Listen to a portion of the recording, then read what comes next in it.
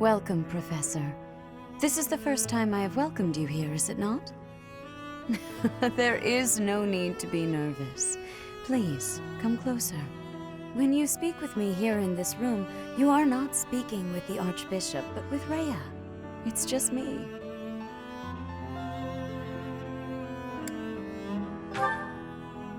What a sweet child you are.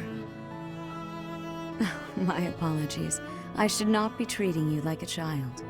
As Gerald's kin, somehow you don't seem at all a stranger to me. Speaking of Gerald, may I ask if he ever spoke of me to you?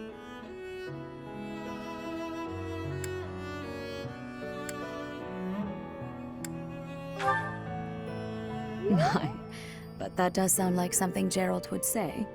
However, one would be remiss to not take circumstance into consideration. In order to rise to the role of Archbishop, one must maintain an unbiased approach to judgment. It oft requires a certain sternness of words and actions.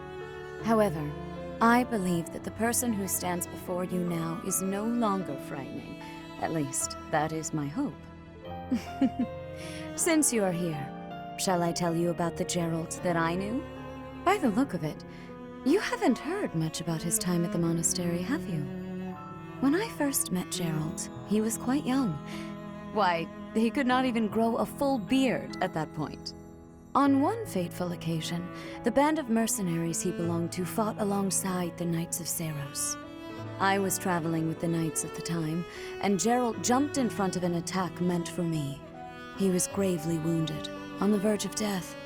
I tended to his wounds in a desperate attempt to save his life. Thankfully, my efforts were not in vain. Gerald managed to escape a seemingly certain death. I made arrangements for him to receive further care at Garrick Mach. The moment he was deemed fully recovered, I invited him to join the Knights. Well, it is not a story I have often repeated. Even at the monastery, there are not many who know that. I tell you this because, to me, you are the child of the one who saved my life all those years ago. And also...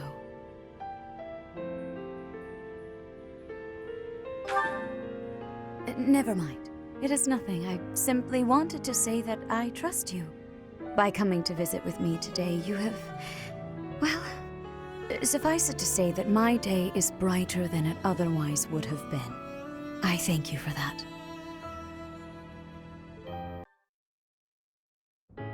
Hello, Professor. It is so nice to see you here.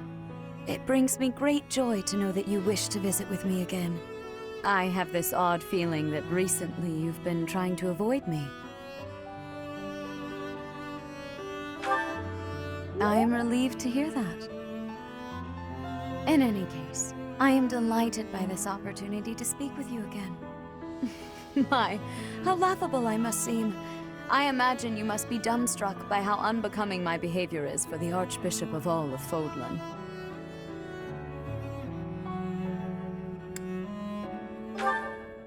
Oh, please do not waste your apologies on me. I am perhaps oversensitive. But thank you all the same. You are very kind. In any case, how are you feeling? Have you experienced anything strange since you began wielding the Sword of the Creator?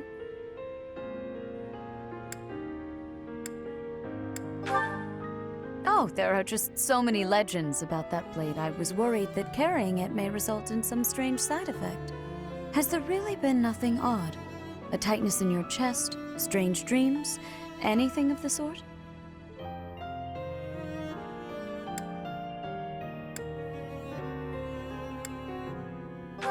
Strange dreams, you say? They may very well have something to do with that relic of yours. Please know that you are welcome to come to me about anything. I am here for you, always.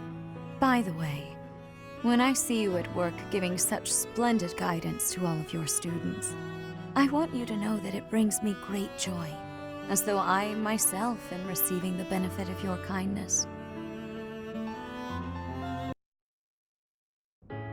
Hello there. I've been waiting for you. If you would, please allow me a closer look at your face. Those beautiful, shining eyes. and silken hair so similar to my own.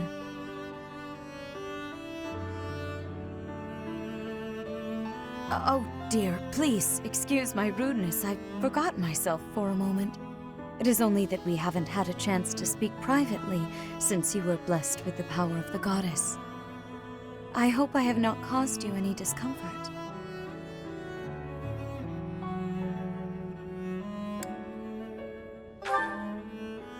Oh, I do not know what to say. I'm overjoyed that you feel that way, but...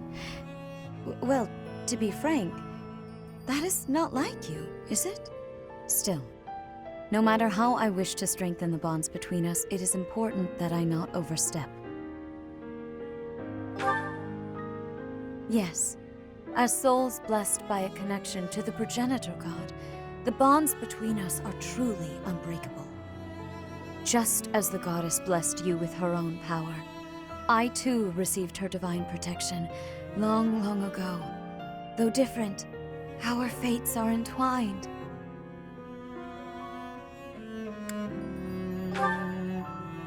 Yes, I am certain there is much you still don't understand. Just know that truth has a way of revealing itself in time. If you experience any further changes, please know that you can rely on me to guide you. Sedith and Flayn are also here to support you however they can. Dear child, may the goddess protect you always.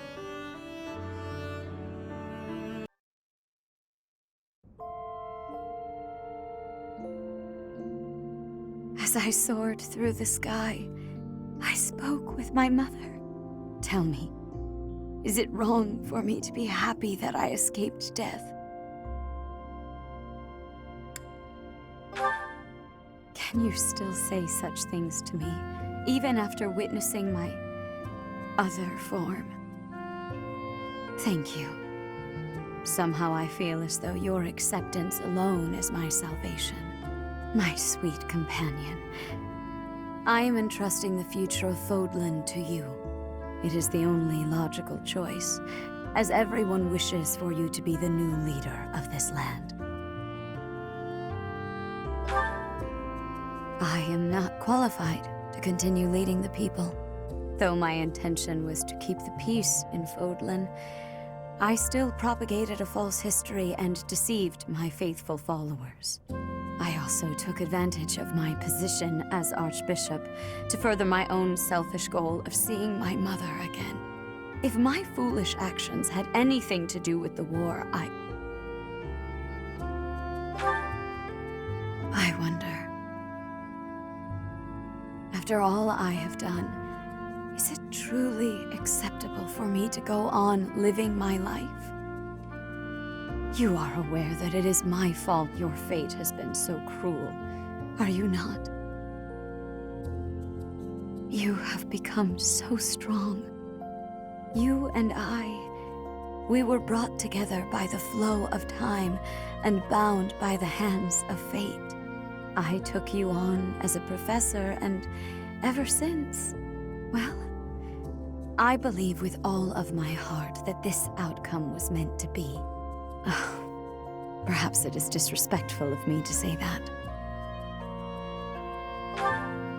Because it gives all of the credit to time and to fate, and doesn't pay you due honor for all of the choices you made that brought us to this moment. For all that you have done, for all the joy that you have brought me, thank you. Ever since the tragedy at the Red Canyon, I have lived a solitary life. In an effort to fill the hole left by that solitude, I took up the challenge of reviving the progenitor god. I wished for you to become the progenitor god. I wished desperately to be held in my mother's arms once more, but that has changed. Now, I wish only for you to be yourself, and to have you guide. I love you dearly, and so, I must ask, will you accept this ring? If you feel the same, I would like nothing more than to spend the rest of my life with you.